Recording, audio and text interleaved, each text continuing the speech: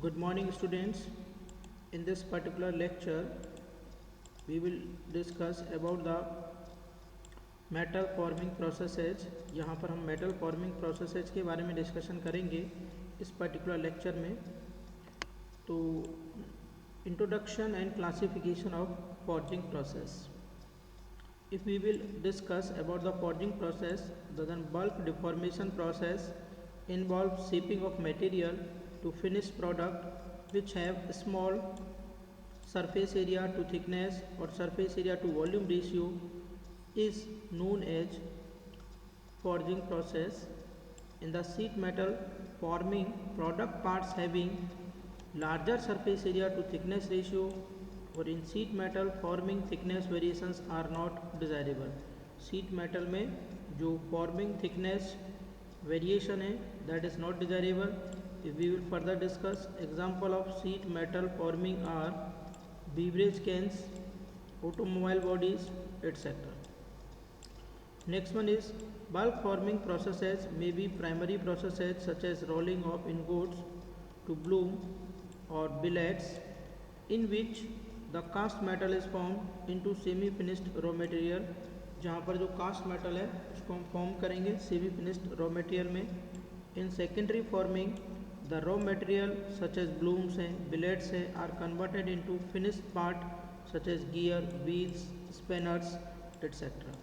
यानी कि जो सेकेंडरी फार्मिंग प्रोसेस है उसमें जो रॉ मटेरियल है उसमें हम ब्लूम्स हैं, बिलेट्स हैं, इनको कन्वर्ट कर सकते हैं फिनिश पार्ट में सच है जैसे गियर है, व्हील्स है, स्पेनर, इनमें आसानी से कन्वर्ट किया जा सकता है.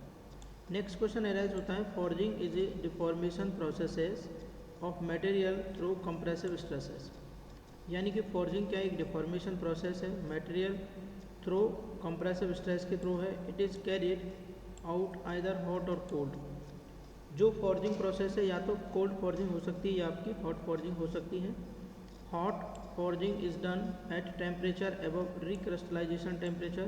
तो जो हॉट फॉर्जिंग ऑपरेशन है वो रिक्रिस्टलाइजेशन टेम्परेचर से ऊपर किया जाता है और टिपिकली इसकी जो वैल्यू होती है वो 0.6 TM मीन्स जो मेल्टिंग टेम्परेचर होता है बेस बॉडी का उसका 0.6 टाइम्स होती है और above where TM is melting temperature, जहाँ पर TM क्या है आपका मेल्टिंग टेम्परेचर है. अगर हम फॉर्जिंग प्रोसेस को क्लासीफाई करते हैं, डिफाइन करते हैं तो ओपन फॉर्जिंग और close die forging process.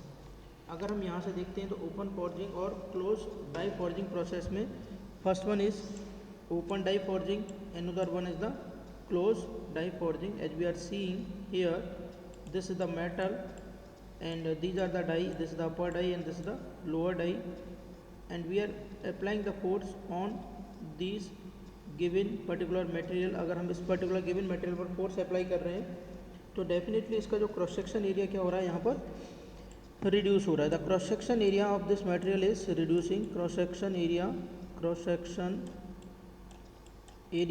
is reducing. अगर cross section area definitely यहाँ पर क्या हो रहा है आपका reduce हो रहा है then we will get it. but here the material is free to expand anywhere. material यहाँ पर कहीं पे भी इधर उधर expand हो सकता है. next one is close die forging. close die forging की अगर हम बात करते हैं तो ये आपका metal है और these are the two die, upper die and lower die. इनके बीच में material आपने place किया है और यहाँ से हम इसको क्या कर रहे हैं compress कर रहे हैं. तो this is the close die forging, this is the open die forging and next one is the close die forging operations that we are seeing here. ये आपका open die है and this is the close die forging. types of forging operations. अगर हम type of forging operations की बात करते हैं in forging the material is deformed applying either impact load or gradual load. तो जो भी हमारे forging operations हैं उसमें जो material है वो deform होती है either by applying the impact load or by applying the gradual load. तो based on the type of loading अगर हम लोडिंग के बेसिस पर डिफाइन करते हैं forging can be classified as hammer forging and press forging. तो hammer को हम दो तरीके से क्लासीफाई कर सकते हैं. एक आपकी हैमर फॉर्जिंग होती है, दूसरी आपकी प्रेस फॉर्जिंग होती है. तो हैमर फॉर्जिंग में जैसा कि आप यहाँ पर देख रहे हैं नंबर 1 पर ये आपका कोई पर्टिकुलर रैम है. इस रैम को हम क्या कर रहे हैं motion of the ram and upper die की जो मोशन है नीचे दिखा रहा है. This is the upper moving die, upper moving die है और this is the liner guide and this is the work piece and this is the lower और फिक्स्ड डाई. ये लोअर और फिक्स्ड डाई है. This is the anvil and this one is the ram. Now if we are pressing it, and this is the ram and this is the anvil, and we are getting the final product. While in the forging press operation, this is the upper die, lower die, okay, and motion of the upper and lower die, and this is the ram, this is the ram that we are applying. Motion and ram, upper die work, linear guide, upper die, lower die, or this one is the final. This is the base, and this is the here is the anvil. This is the forging hammering, and this is the forging press operation. And next, if we will classification on the basis of temperature of the workpiece के temperature के basis पर भी हम बता सकते हैं hot forging और cold forging. तो हॉट फॉर्जिंग में क्या होगा, फॉर्जिंग एट हायर टेम्परेचर और फॉर्जिंग एट रूम टेम्परेचर. अगर रूम टेम्परेचर पर फॉर्जिंग की जाती है, या फिर जो आपका कोल्ड फॉर्जिंग पर आपकी क्या की जाती है, फॉर्जिंग की जाती है. फॉर्जिंग एट हाई टेम्परेचर पर फॉर्जिंग करें या लो टेम्परेचर पर फॉर्जिंग करें, तो this is the hot forging and this is the cold forging operations. Next one is the classification on the basis of operation of workpiece. जो workpiece होता है उसके ऑपरेशन के बेसिस पर भी हम इसको क्लासीफाई कर सकते हैं. One is the hand forging, another one is the drop forging, another one is the press forging. One is the hand forging, यानी traditional forging operation carried out by blacksmith in a section of workshop called smithy. यानी जो tradition है हमारा forging operation का, वो carried out होता है by blacksmith. Blacksmith मतलब जो हमारा यहाँ पर क्या होता है, यानी जो हथौड़ा होता है उसके द्वारा हम क्या करते हैं, इस ऑपरेशन को परफॉर्म करते हैं, जिसको हम बोलते हैं smithy. Hand tools are use for forging. Hand tools हम यहाँ पर यूज़ करते हैं किसके लिए, फॉर्जिंग ऑपरेशन के लिए. जैसे हैमर है, चीजल है, ईटीसी एटसेट्रा यूज़ कर सकते हैं. Not suitable for mass production. जो हैंड फॉर्जिंग ऑपरेशन है ये मास प्रोडक्शन के लिए सुचेबल नहीं है. नेक्स्ट अगर हम बात करते हैं यहाँ पर हैंड फॉर्जिंग, तो हैंड फॉर्जिंग ऑपरेशंस की अगर हम बात करते हैं स्टूडेंट्स, तो हैंड फॉर्जिंग में one is the upsetting operations है, next one is the drawing down operation है, next one is the setting down operation है, बेंडिंग है, वेल्डिंग है, कटिंग है, स्वेगिंग है, ठीक है, ड्रिफ्टिंग है, होल्डरिंग है और एजिंग है. These are the hand forging operations that we can do with the help of hand forging. One is the upsetting, the process of increasing the cross section area of a bar at any desired portion at the expense of length of the bar.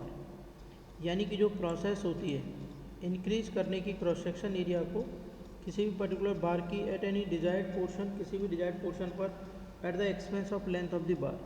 यानी जो बार की length है उसको हम क्या कर रहे हैं यहाँ पर एक्सपेंस करेंगे. Next one is the portion to be upset is heated then hammered axially. जो टॉप पोर्शन है, ठीक है, इसको हम क्या करें, हीटेड करें और इसको हैमरिंग करें एक्सेली. तो ये जो प्रोसेस है ये क्या कहलाएगा, आपका upsetting. Next one is the drawing down operation. तो जो ड्राइंग डाउन ऑपरेशन है इसमें हम क्या करते हैं, the process of reducing the cross section of A bar by increasing its length. अगर हम क्या कर रहे हैं, वर्क पीस की जो लेंथ है यानी डायमीटर को रिड्यूस कर रहे हैं और इसकी लेंथ को हम क्या कर रहे हैं, इंक्रीज कर रहे हैं by pulling the work piece between the two die. दो डाई के बीच में हम क्या कर रहे हैं, this is the upper die and this is the lower die. We are pulling the work piece so that we are reducing its length. Next one is the setting down, यानी local thinning down operation using a set of hammer such as settling down operation. अगर हम बात करते हैं यहाँ पर, this one is the set hammer as we are seeing in this particular screen. Setting down, local thinning down operation using a set of hammer. कई सारे set of hammer को यूज करके अगर हम किसी भी ऑब्जेक्ट को थिन बना रहे हैं तो वो क्या कहलाएगा, setting down operation. Next one is the bending, यानी it is the operation of which is done with in the bar and rods are bend to form rings and hooks. यानी रिंग्स एंड हुक्स बनाने के लिए बार या फिर rods को अगर हम बेंड कर रहे हैं, as we are bending this rod as we are seeing in this particular figure, and this is your flat sheet bend. So these are the hammering operations that will take place. Next one is the drop forging. अगर हम बात करते हैं drop forging की, force for shaping the component is applied in a series of blow by using drop hammer.